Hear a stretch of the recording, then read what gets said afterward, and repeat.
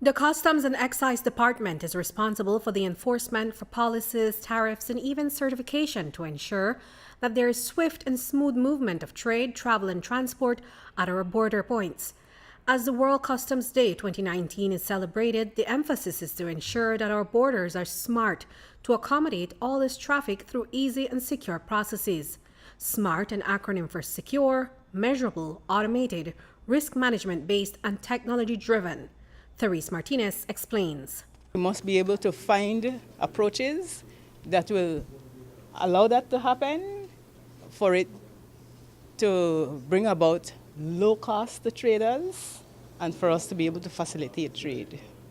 So the team focuses on securing borders, for us to also measure performance in terms of the release time of goods and the release time of people traveling, and also for us to utilize automation to solve these issues where we're able then to move goods, move people faster, and for us to also look at risk-based management to secure the trade, to secure the movement of people, and also to use the technology, leverage information technology to solve some of these issues that would be able to make the facilitation occur. So to simplify the processes at border points, the Customs and Excise Department will standardize and harmonize these procedures through the signing of an agreement later this year. That agreement is a priority for the Directorate of Foreign Trade, as this will make for efficient and effective flow of goods. That, of course, is to improve the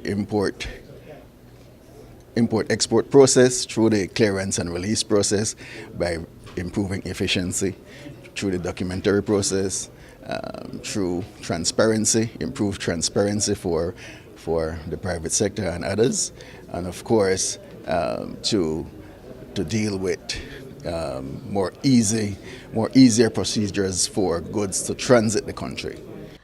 But although the Customs and Excise Department wants to make it easier for cross-border movement of goods, people, and means of transportation, there are still many custom offenses committed every year.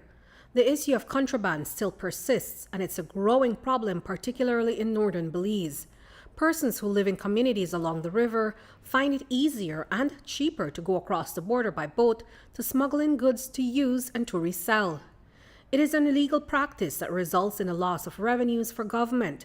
The enforcement unit of the Customs Department carries out a number of patrols and operations over the year. While there is illegal importation, these offenders also steal vehicles to take across the borders to trade for arms and drugs. As Ronald Sanchez of the enforcement unit explains, they've seen just how crafty the contrabandistas have become, putting added pressure on their enforcement teams. We are facing some major challenges at the moment. As you guys may know, that the same roads that are used for contraband are also being used to transport illegal stuff such as drugs, weapons and ammunition, even human trafficking. So it is increasing, the challenges are increasing, and we are trying to step up our efforts as much as possible to see how we can combat the situation. And the main things that you will see that they are contrabanding will be the veg, simply because the rate of duty is kind of high for that. I think the import duty for that is, if I'm not mistaken, is about 40%. So that is the reason why they would find that that's one of the most commodities that's being contrabanded. Also, you would find that because we have restrictions on beers and stuff coming in the country, you would find that that's one of the major things that they're contrabanding as well, the beers, the soft drinks, mostly veg, I said. Around Christmas time, we'll have an increase in the dynamites and the little pop shots. Yeah, that's a pain. That's for the most part. The Customs Department reports that they've had success in prosecution of contraband offenders. However, many of the persons settled the matter out of court. Reporting for News 5, I'm Andrea Polanco.